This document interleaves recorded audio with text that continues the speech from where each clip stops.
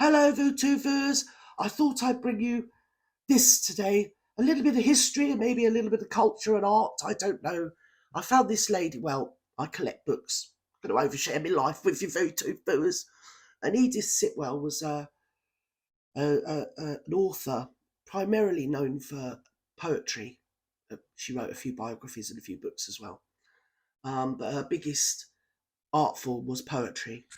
So she was born in 1884, and her father was Sir George Sitwell, and I believe he was descended from the Dukes of Beaufort, which is like the Beaufort Hunt or whatever, landed aristocracy going back to the medieval times. And her mother, who was Ida Denison, the Denison lady, she was obviously a lady, Lady Ida Denison, name was her maiden name, and she was descended from the Dukes of Somerset, so they could actually trace their bloodline and their heritage right back to the Plantagenets, which dear old Edith was hugely proud of, VTubers. And yeah, so I mean, you've only got to go to Westminster Abbey and look at some of the Plantagenet coffins where they got the death masks and the wax, the effigies and that, and you can definitely see a likeness between dear Edith and the Plantagenets. She was born with Marfan's disease, which is form of like gigantism. From what I can gather, I mean, obviously don't quote me on it, but what it does, it makes you inordinately tall, which she was inordinately, 6'5" or something ridiculous, and she had very long limbs, and she had a lot of trouble with her spine and everything all her life. And by the late 50s, I mean, she died in 64, but from what I can gather, from the late 50s onwards, 57 sort of thing, she was in a wheelchair, bless her. So that's Marfan's disease. Obviously, they didn't know much about it probably in those days. So that was very sad. And but she powered through. And as I say, she was very well known, more in the interwar years, even though she was born in 1884. Obviously, she was born into a world where they had some fancy aristocratic mansion, you know what I mean? And it was powered by candles. And during her lifetime, they had gas lighting. And then I think Edison was 1879, 1880-ish, when he invented the light bulb, which is the electric light bulb, and sort of that invention really moved society forward in a massive big leap, because not only could they use it for lighting, they worked out they could power things with it as well through two fuels. So whereas they did have the gramophone by the mid-Victorian times, as far as I know, but you wind it up like a music box. And of course, with the advent of electricity, they worked out how to have an electric gramophone, which was his master's voice, HMV, was the brand name. Basically, had the monopoly on it. You either had HMV or you went without Bluetoothers. And this was a recording they did in 1929 on the top of the range HMV Model 1 record, gramophone record. And the guy on the left, sorry, the guy on the left is Constant Lambert. The guy in the middle is William Wharton. Constant Lambert was a musician and a director and a composer, also an author, and he also wrote poetry. William Wharton was a composer. He's a well-known composer, British composer. Constant Lambert was actually at the Royal Academy of Music. He was, passed to go there. I got a place there. He was there at the same time as my granny, actually. They were contemporaries of each other at the Royal Academy. And he went on to found the Royal Ballet, or the Royal School of Ballet. And he was the director of that for many years, Constant Lambert.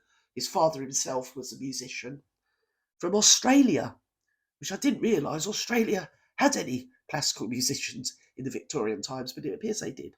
So he's descended from him. And William Wharton, well, we've all heard of him, haven't we? And they got together and they did this piece of music called Facade, which was, I think she described it as performance poetry or sound poetry. And I thought she was the first one that had done it, but it appears not. It was a guy called Richard Hoelsenbeck, I can't say it, German name, he's a German lad.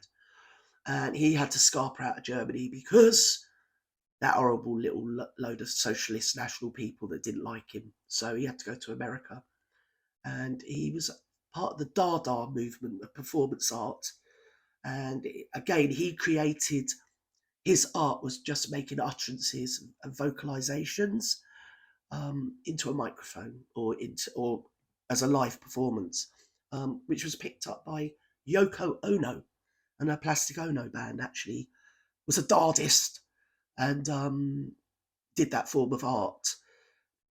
Now, Edith Sitwell, with her poetry, I don't want to be nasty, but some of it's pretty mediocre. But I'm sure in her day, they were blown away by her. People loved her, and I don't think she did theatre things. They used to have salons in them days. So you'd be invited and you'd all go around, some rich person's house and they'd perform for you and you'd all clap and say how marvellous it is and probably drink champagne or whatever. So that was where she came from, sound poetry. So it's poetry set to utterances. And of course, they were quite interested in the late Victorian times with the whole concept of nonsense words, weren't they? If you remember Edward Lear, Lewis Carroll, people like that, they all rather enjoyed throwing around words that weren't, real words. I mean, you look at poems like the Jabberwocky and stuff like that. They loved it.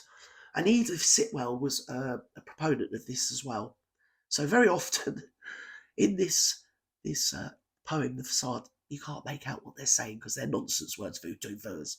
Yes, they are. Shall we have a little listen? Yes, I've waffled on enough, haven't I? Let's have a little listen. It's quite dated, so prepare yourself. Moonlight water glowed quite bright to make clear the exclamation mark. Take your patience beside the gas to the haze. Where stood the Capitanios, like a flag in a window. It's hard to, I think we've heard more than enough, haven't we, voodoo verse? But this here, that is the gramophone it's being played on. They're quite proud of that.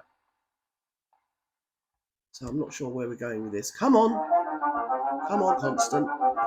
Trying to get Constant.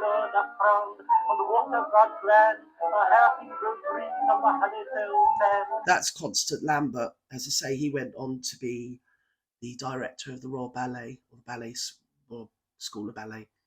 And he was a composer in his own right. But the interesting fact about Constant Lambert is that he had a son, Christopher Lambert, who was born, I think, in the 20s, I'm not sure. Old enough to be in the Second World War anyway. And Christopher, nowadays it's just shortened to Chris, but in them days they used to shorten it to Kit. So Constant Lambert's son was Kit Lambert. And anybody that knows anything about The Who knows that it was a guy called Kit Lambert that discovered The Who and managed The Who. And if it wasn't for Kit Lambert, who's the son of Constant Lambert, we wouldn't have had the greatest rock band this poor old earth has ever known, would we, Vootuvers? We'd be bereft. And it was Kit Lambert's idea for Tommy, because rock operas had never been done before. It was a whole new concept. And you can see, probably having a dad like Constant Lambert, who went around with Edith Sitwell, you can see where his sort of artistic education came from, and what a magnificent idea it was too, because obviously it was picked up then by the whole rock opera genre was picked up by people like Pink Floyd, who then did The Wall, another well-known rock opera. So we could do with more of it, couldn't we, Vootuvers? Some rock opera. I suppose like the Rocky Horror Show, or is that just a musical? I don't know. But rock operas were a big thing, weren't they? And so there we have Edith Sitwell and Facade. It's on VooTube if you're interested. That's a rather splendid bit of history there. That old gramophone, isn't it, VooTubers? And well, Gel, I'd love to have one like that. Yes, I would. I'd flog it on eBay, I would. Yes, I would.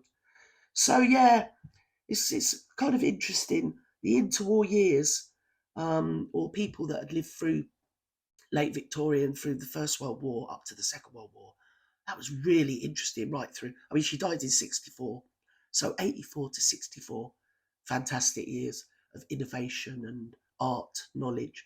Interrupted very rudely by 2 gigantic world wars, I have you know, VTubers, which always seem to thin out the herd. So yeah, interesting era. I just thought I'd bring you that. That's Edith Sitwell, possibly the first rapper, shall I say?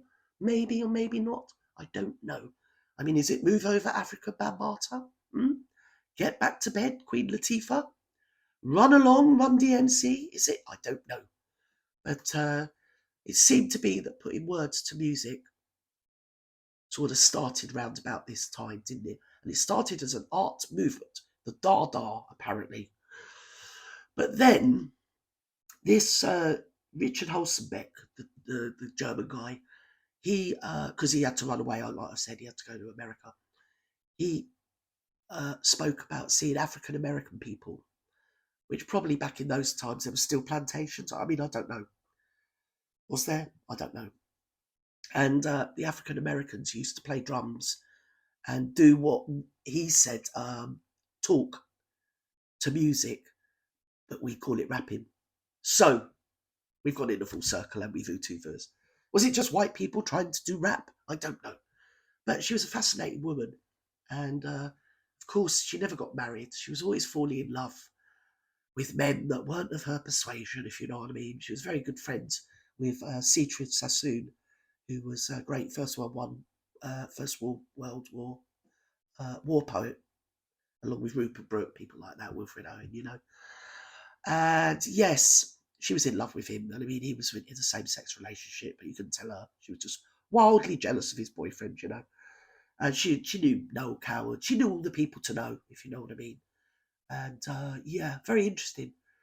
Constant Lambert went on to write music for the Nijinsky and Diaghilev, who was the Russian ballet, or the Ballet Russe, which was for the Russian people. Again, after the revolution, because pre-revolutionary Russia, only the aristocracy and royals got to see the ballet royal, right?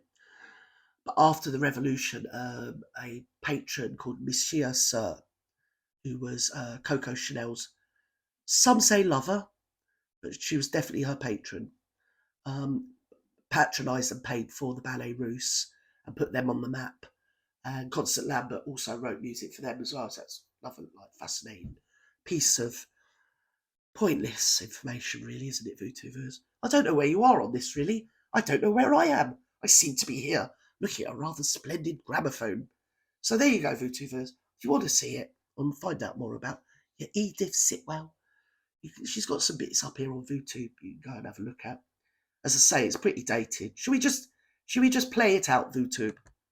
When the thickest spangled on deep water scene are like swinging guitars, like girls and me, amidst the great caves, are like waves of Venus where scarlet.